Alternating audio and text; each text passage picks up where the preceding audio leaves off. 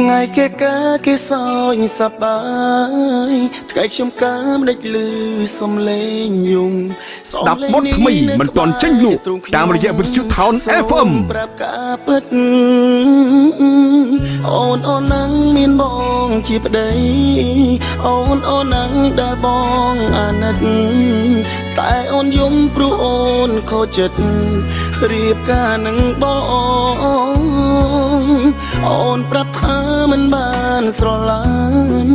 អូនសុំទោសដែលចូលរោងការរឿងទាំងអូនតាមគ្រួសារទើបឈឺបែបនេះព្រះអើយប្រពន្ធខ្ញុំនាងយំសុំជួបសង្សារទាំងរោងការនៅញាតប្រុសស្រីព្រះអើយប្រពន្ធអូនធ្វើនេះដោយសមលំប្តីអំបោះក្រហមពុកម៉ែចងដៃមិនទាន់ស្រាយផងអូនទៅចុងទៅរកសង្សារទឹកនេត្រាទុកបងអ្នកយំឈ្មោះជាប្តីមិនអាចថែមុំបងព្រមកាត់ចិត្ត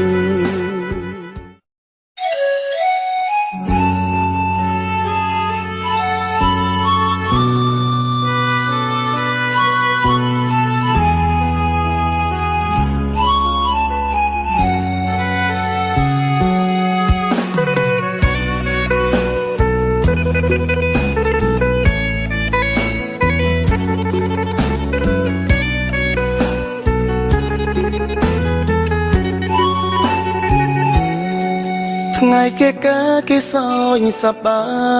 យថ្ងៃខ្ញុំកើមិនដេចលឺសំឡេងយំស្ដាប់បទថ្មីមិនទាន់ចេញលក់តាមរយៈវិទ្យុ Town FM ប្រាប់ការពិតអូននឹងមានបងជាប្តីអូននឹងដែលបងអាណិតតែអូនយំព្រោះអូនខូចចិត្តរៀបការនឹងបងអូនប្រាប់ថាមិនបានស្រឡាញ់អូនសុំទោសដែលចូលរោងការរឿងទាំងអូនតាមគ្រួសារទើបឈឺបែបនេះព្រះអើយប្រពន្ធខ្ញុំនាងយំសុំជួបសង្សារទាំងរោងការនៅញាតប្រុសស្រី